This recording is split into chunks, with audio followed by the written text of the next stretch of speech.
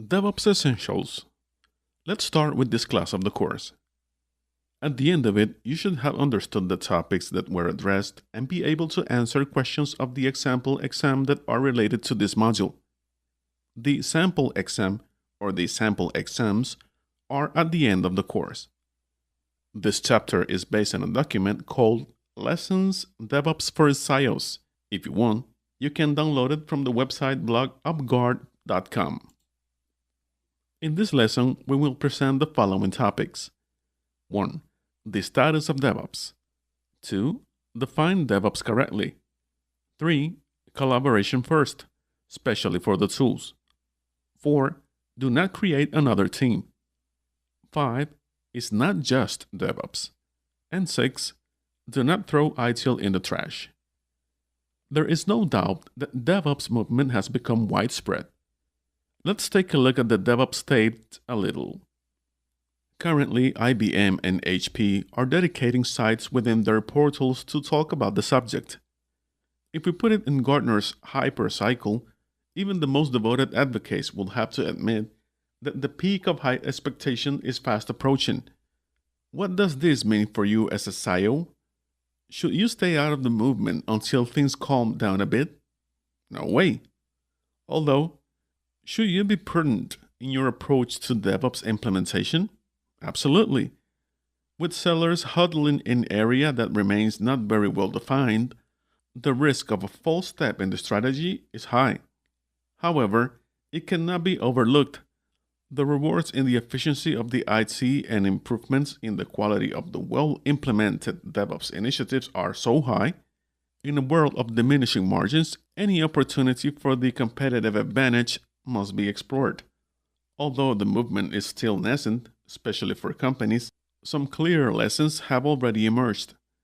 Understanding this before you begin can be a little difference between the success and failure of your DevOps initiative, and ultimately, your entire IT strategy. How can we define DevOps correctly? Much has been written about this subject, but because of its importance, it requires repetition. DevOps is not a product. It's not a job. It's not a tool. It's not a framework. It is not a global IT standard. And it is not a process. It is best understood by comprehending the forces that brought it to life. In particular, this was due to the growing disconnect between development functions and operations within IT departments. Despite playing ultimately for the same team, their individual goals of product improvements through change for the development team and maintenance of service quality and uptime for the operations team are often in disagreement. So, in most companies, a wall has been formed and nobody benefits from the battles this bring as a result. Let's continue trying to define DevOps correctly. DevOps is any effort within an organization to align the objectives of developers and operation personnel. In practice, this can be cultural or process-based. It can be activated by, but should not focus on, the application of certain tools, particularly automation tools. Collaboration first, especially for the tools. In its simplest form, DevOps can be divided into two main elements, collaboration and automation. It is no coincidence that collaboration is named first here. Starting with automation can make things worse. This is best illustrated by the following example. An application manager within a company decided that he will take over from DevOps in his organization when he started using Chef, an easy-to-use automation configuration tool for the developers, which he will implement for the project he was working on. After his team overcame the not insignificant obstacle of Chef's learning curve, he was very pleased with the overall improvement he saw in the construction process within his development and testing environments. The problem came from the fact that there was no consultation with the operation department about this change. As expected, the operations team decided that they did not want to have anything to do with Chef and that they will not accept it in their trial or production environments. The benefits shown were considered doubtful, and the use of chat was suspended. To avoid similar problems, remember, an initiative is not DevOps if it is not entirely contained within the group. The tools play a very important role in any DevOps initiative, but they should complement, or if not, follow, the cultural changes within an organization. It is fine to give rise to the application of a tool if an agreement is reached with both sides, agreeing that the right tool is used for the job. Avoid the tools that enforce silos at all costs. A multifunctional tool that is only used by a team only makes things worse. One of the main lessons of the companies that fell deeper was that the construction of their new initiatives around separate teams had an unexpected effect. Creating a team, DevOps made success impossible. The reasons why it did not work are the same reasons why it will not work if you decide to do so in your DevOps culture initiative. When creating a new team, the development and operations teams will say that this issue is now someone else's problem.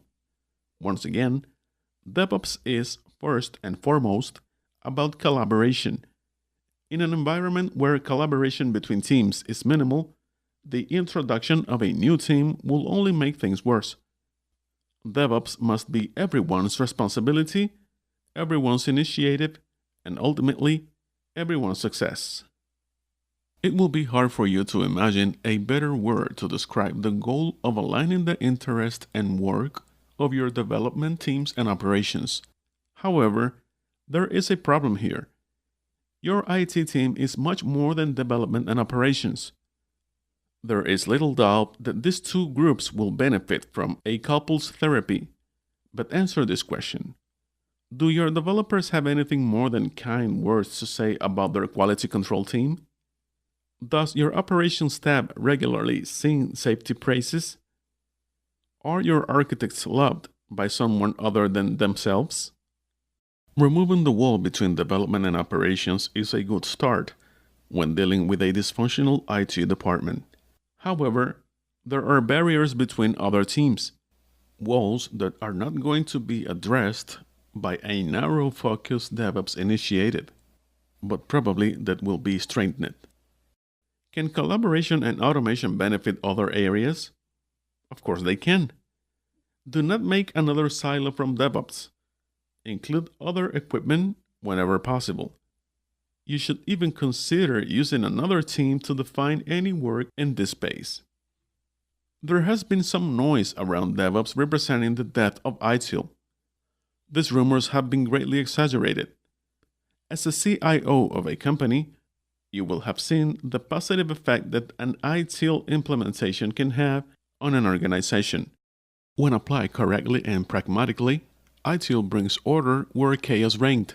DevOps devotees may shudder and perceive limitations, but we know that processes now form an essential part of most organizations. The practical way to view DevOps is as means of improving ITIL processes. Over time, improved collaborations and automation will reduce your reliance on ITIL processes. However, at the enterprise level, they are not going to replace them. Most of the big companies that succeed with DevOps will do so on an ITIL basis. Thanks for taking this training. We invite you to continue learning from DevOps and preparing for the professional certification available worldwide by various entities.